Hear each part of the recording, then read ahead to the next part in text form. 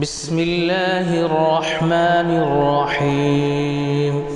شروع اللہ کے نام سے جو بڑا مہربان نہایت رحم کرنے والا ہے۔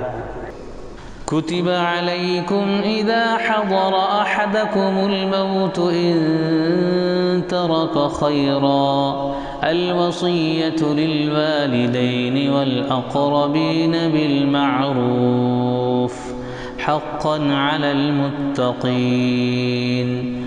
تم پر فرض کیا گیا ہے کہ جب تم میں سے کسی کی موت کا وقت آئے اور وہ اپنے پیچھے مال چھوڑ رہا ہو تو والدین اور رشتہ داروں کے لیے معروف طریقے سے وصیت کرے، یہ حق ہے متقی لوگوں پر۔ فمن بدله بعدما سمعه فإنما إثمه على الذين يبدلونه ان اللہ سمیع علیم۔ پھر جنہوں نے وصیت سنی اور بعد میں اسے بدل ڈالا تو اس کا گناہ ان کے بدلنے والوں پر ہوگا، اللہ سب کچھ سنتا اور جانتا ہے۔ فمن خاف من موص جنفا او اثما فاصلح بینہم فلا اثم علیہ ان اللہ غفور رحیم۔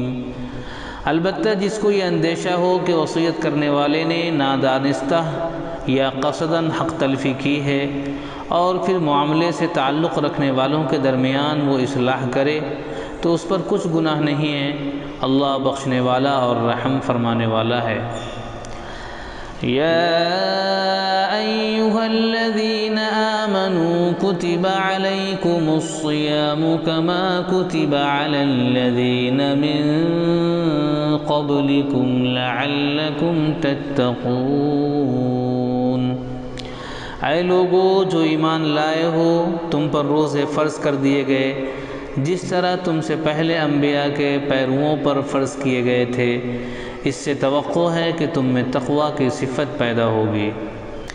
ایاما معدودات فمن كان منكم مريضا او على سفر فعدة من ايام اخر وعلى الذين يطيقونه فدية طعام مسكين فمن تطوع خيرا فهو خير له وأن تصوموا خير لكم إن كنتم تعلمون۔ چند مقرر دنوں کے روزے ہیں، اگر تم میں سے کوئی بیمار ہو یا سفر پر ہو تو دوسرے دنوں میں اتنی ہی تعداد پوری کر لے، اور جو لوگ روزہ رکھنے کی قدرت رکھتے ہوں پھر نہ رکھیں تو وہ فدیہ دیں۔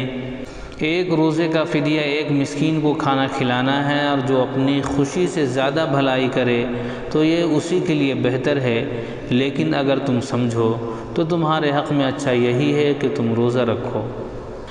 شہر رمضان الذی انزل فیہ القرآن ھدی للناس وبینات من الہدی والفرقان فمن شہد منکم الشہر فلیصمہ ومن كان مريضا او على سفر فعدة من ايام اخر يريد الله بكم اليسر ولا يريد بكم العسر ولتكملوا العدة ولتكبروا الله على ما هداكم ولعلكم تشكرون۔ رمضان وہ مہینہ ہے جس میں قرآن نازل کیا گیا جو انسانوں کے لیے سراسر ہدایت ہے اور ایسی واضح تعلیمات پر مشتمل ہے جو راہ راست دکھانے والی اور حق و باطل کا فرق کھول کر رکھ دینے والی ہے۔ لہذا اب سے جو شخص اس مہینے کو پائے اس پر لازم ہے کہ اس پورے مہینے کے روزے رکھے، اور جو کوئی مریض ہو یا سفر پر ہو تو وہ دوسرے دنوں میں تعداد پوری کرے۔ اللہ تمہارے ساتھ نرمی کرنا چاہتا ہے، سختی کرنا نہیں چاہتا، اس لیے یہ طریقہ تمہیں بتایا جا رہا ہے تاکہ تم روزوں کی تعداد پوری کر سکو، اور جس ہدایت سے اللہ نے تمہیں سرفراز کیا ہے اس پر اللہ کی کبریائی کا اظہار و اعتراف کرو اور شکر گزار بنو۔ وَإِذَا سَأَلَكَ عِبَادِي عَنِّي فَإِنِّي قَرِيبٌ أُجِيبُ دَعْوَةَ الدَّاعِ إِذَا دَعَانِ فَلْيَسْتَجِيبُوا لِي وَلْيُؤْمِنُوا بِي لَعَلَّهُمْ يَرْشُدُونَ۔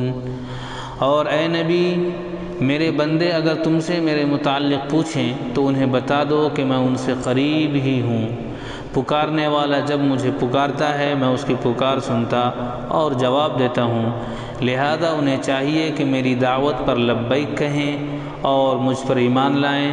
یہ بات تم انہیں سنا دو، شاید کہ وہ راہ راست پالیں۔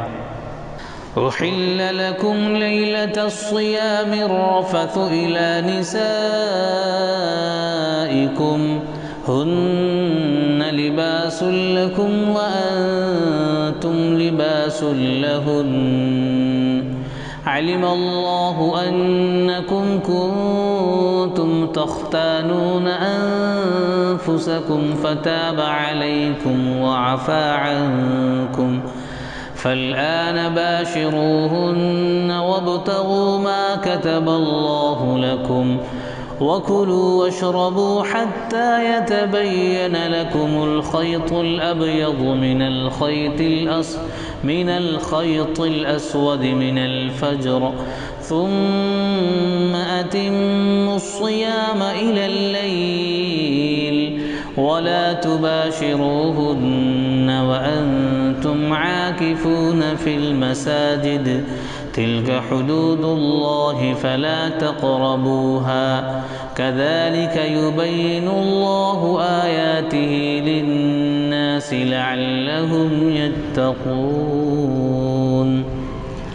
تمہارے لیے روزوں کے زمانے میں راتوں کو اپنی بیویوں کے پاس جانا حلال کر دیا گیا ہے، وہ تمہارے لیے لباس ہیں اور تم ان کے لیے۔ اللہ کو معلوم ہو گیا کہ تم لوگ چپکے اپنے آپ سے خیانت کر رہے تھے، مگر اس نے تمہارا قصور معاف کر دیا اور تم سے درگزر فرمایا۔ اب تم اپنی بیویوں کے ساتھ شب باشی کرو اور جو لطف اللہ نے تمہارے لیے جائز کر دیا ہے اسے حاصل کرو، نیز راتوں کو کھاؤ پیو یہاں تک کہ تم کو سیاہی شب کی دھاری سے سپیدہ صبح کی دھاری نمایاں نظر آ جائے، تب یہ سب کام چھوڑ کر رات تک اپنا روزہ پورا کرو، اور جب تم مسجدوں میں معتکف ہو تو بیویوں سے مباشرت نہ کرو، یہ اللہ کی باندھی ہوئی حدیں ہیں، ان کے قریب نہ پھٹکنا۔ اس طرح اللہ اپنے احکام لوگوں کے لیے بصراحت بیان کرتا ہے، توقع ہے کہ وہ غلط رویے سے بچیں گے۔